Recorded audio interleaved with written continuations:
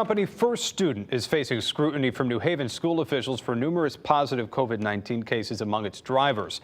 New Haven's health department stopped First Student's operations nearly 2 weeks back after 27 bus drivers contracted the virus. School district officials say that the bus company believes that an off-site birthday party was where that virus started to spread. An investigation into the positive cases has started, which may lead to First Student paying the city for the loss of services.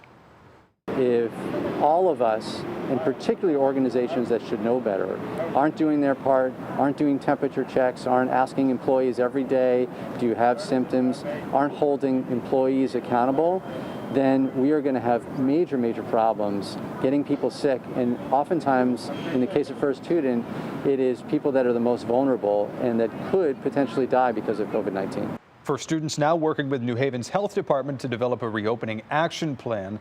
The bus company is expected to resume operations this Friday.